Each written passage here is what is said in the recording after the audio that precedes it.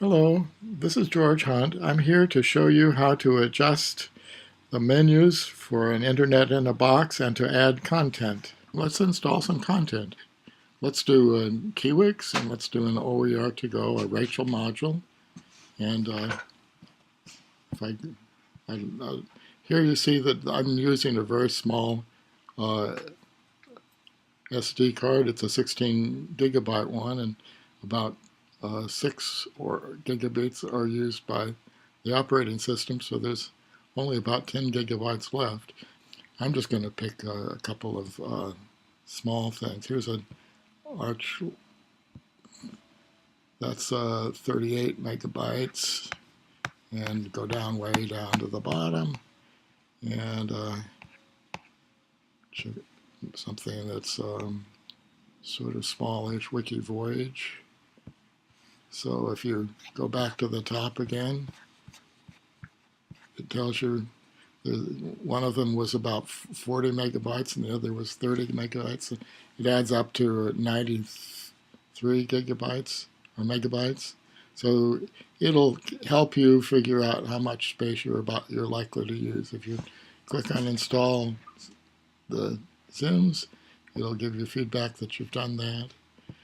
I'll do the same thing over here in a Rachel module, and I'll pick one that's sort of small and say install. Now what's happening in the background, it will go ahead and download and put that content in place. And you don't actually have to be, the browser doesn't have to be open. You could actually turn off the machine, and when it turned it back on the next day, it would continue to download and finish up the download. But I'm going to turn off this recording and wait until they're all downloaded. Well, actually, I can show you, don't have to turn it off. I can show you that after you've started the download, the next thing to do is to go over to Utilities and see whether they've completed yet. Under Utilities, the second option down shows Job Status. And what you're looking for is the status here. You can see that many of them have started, some of them have succeeded. You'd want to wait until all of them have succeeded. And when that's the case, then all of the content will be downloaded. And after the download is complete, the menu items that were downloaded should show up in the home page. So I'll turn off the recording and turn it back on again after that has succeeded. So now it's been about 5 minutes, and I went back and refreshed the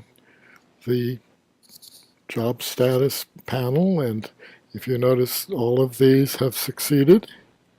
So let's go back to our home page, and I'll do a shift refresh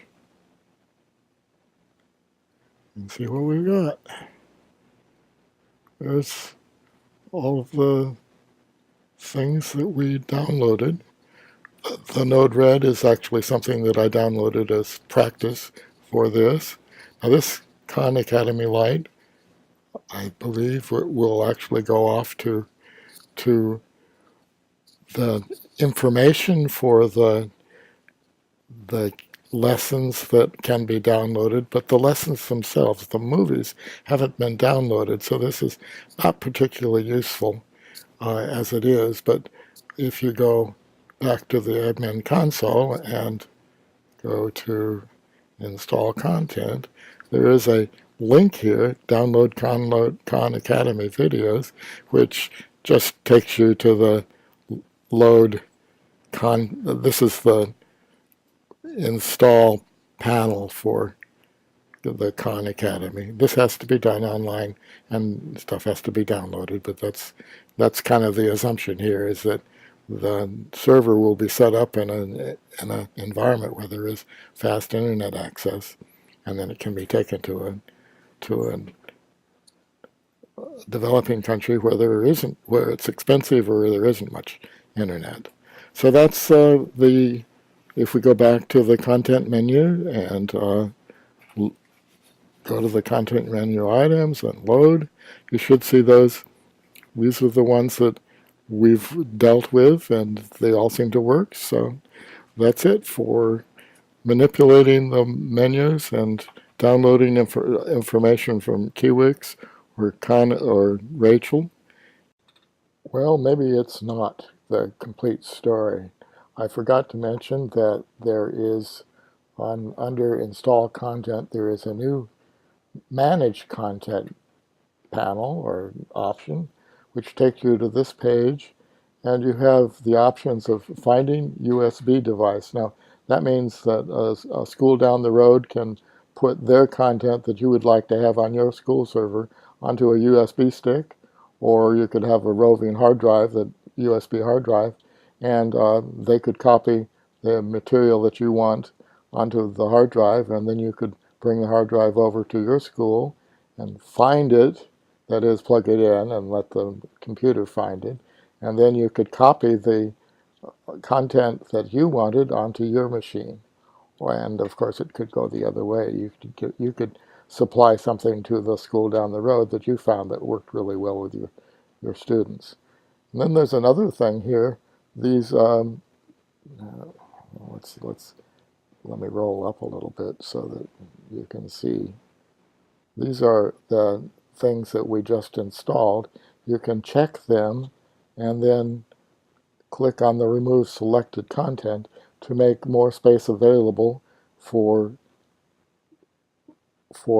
downloaded content that you think might work better. And obviously the content is some of it is going to work better than others. When you find out what works best for the students, you can keep that and delete some of the stuff that wasn't as useful, that's taking up a lot of hard disk space or SD card space. So that's a couple of new capabilities in revision 6.7 that we're very excited about.